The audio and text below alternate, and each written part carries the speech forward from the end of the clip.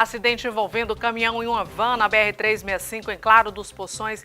Dificuldade de aprendizagem. Saiba quais são os problemas que estão relacionados com estes déficits. E você vai ver também, jiboia capturada no Morada da Serra, em Montes Claros. Homens são atacados por enxames de abelha durante um acidente na MGC 122, zona rural de Janaúba.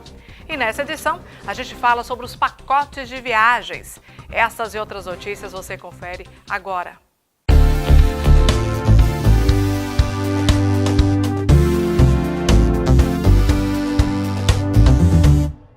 Olá, a gente começa essa edição falando sobre a dificuldade de aprendizagem que está relacionada aos problemas que não decorrem de causas educativas, ou seja, aquelas instantâneas em que mesmo após uma mudança na abordagem educacional do professor, o aluno continua apresentando os mesmos sintomas. Então é preciso uma investigação mais aprofundada que vai determinar quais são as causas da dificuldade em questão. Confira. Segundo este neuropediatra, o distúrbio está relacionado a fatores emocionais e biológicos. É preciso que os pais sejam os primeiros a identificarem o problema. O déficit de atenção, a criança que tem, ele não é apenas na escola. Ele atende em outros ambientes. Então, a criança vai para a igreja, não tem capacidade de ficar concentrada, vai numa festa, vai na sociedade. Então, um ponto importante é que ele tem que ter em 2 ou mais ambientes, né? E o que são os sintomas principalmente? O déficit ele é chamado de TDAH.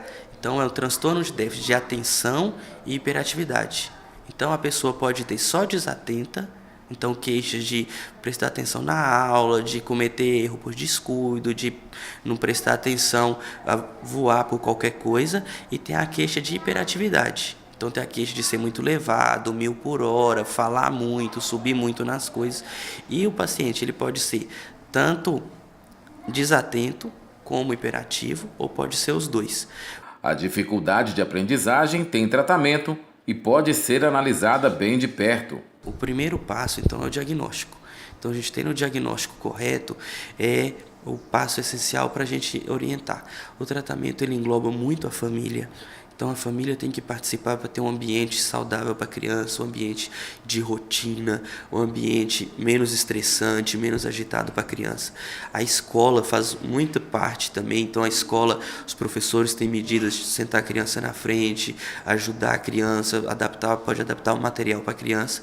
Tem a terapia multiprofissional, então acompanhamento com psicólogo, muitas vezes com fonoaudiólogo, a parte de atividade física, né? Então fazer natação, fazer uma coisa assim.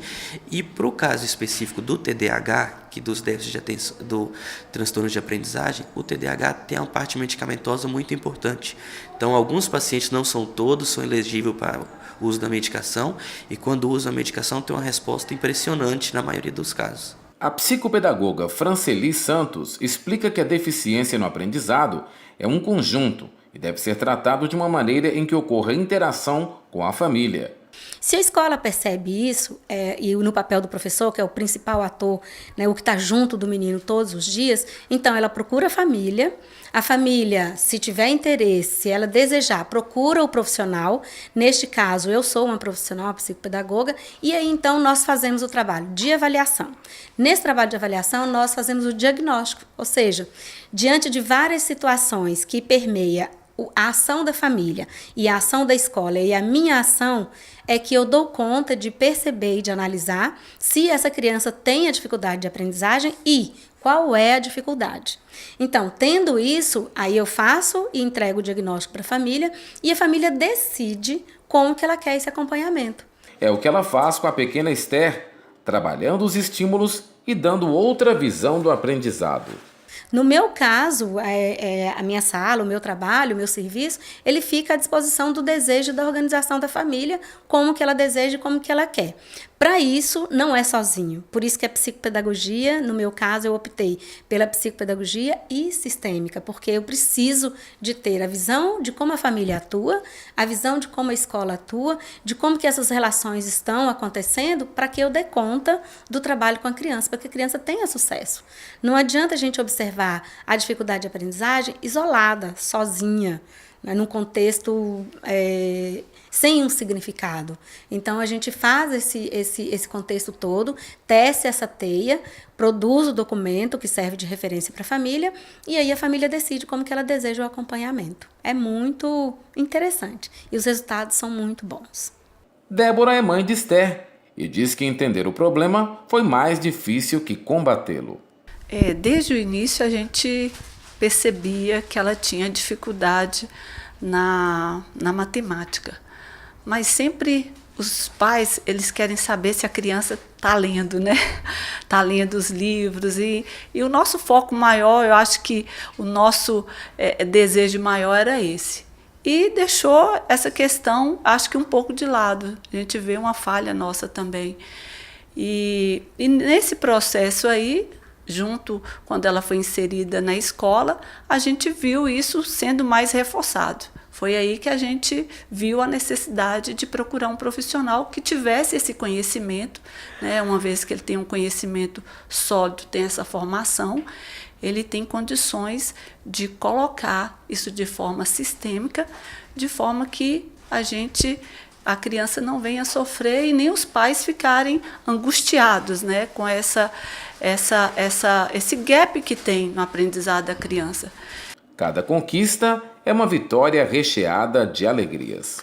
As maiores dificuldades é na fase inicial. Se essa fase inicial do aprendizagem, seja de qualquer área, se ela não tem uma estrutura solidificada, firmada, né, nesse processo de aprendizagem que existe, a falha vai aparecer ou aqui ou quando ela estiver na universidade. Mas eu creio que havendo esse olhar dos pais e vendo que a criança ela tem potencialidade de aprender, só que às vezes o pai não sabe qual que é o caminho que deve ser tomado para que ela chegue naquele status que ele deseja, né? E que a escola e o ambiente de ensino, a gente sabe que promove isso, deseja que sua criança também esteja. Quando você tem esse direcionamento por um profissional, isso torna o caminhar mais leve, né? E a gente muda de assunto, olha só, uma jiboia de aproximadamente 1,5 metro de comprimento foi capturada pelo Corpo de Bombeiros no bairro Morada da Serra, em Montes Claros, nessa quarta-feira. Segundo os militares, pedestres que passavam pela rua Serra Dourada viram a serpente e acionaram os bombeiros. Os militares utilizaram um gancho e uma caixa para a captura. Ninguém ficou ferido e o Corpo de Bombeiros informou que o animal foi entregue ao Centro de Triagem de Animais Silvestres, CETAS, sem ferimentos. E na MGC 122, Zona Rural de Janaúba, 2 homens de 25 e 58 anos foram atacados por um enxame de abelhas durante um acidente nessa quarta-feira. Segundo o Corpo de Bombeiros, o carro em que as vítimas estavam saiu da pista, atingiu uma colmeia em uma vegetação. O motorista disse para os militares que a pista estava molhada por conta da chuva e o veículo rodou na pista. Os 2 não ficaram feridos por conta da batida, mas foram atacados pelos insetos e sofreram diversas picadas pelo corpo. O condutor de 25 anos foi socorrido e levado até o hospital da cidade. Já o passageiro recusou o atendimento. Ainda segundo os bombeiros, as abelhas não foram capturadas porque estavam em seu habitat. E depois do intervalo, acidente na BR-365 deixa 20 feridos.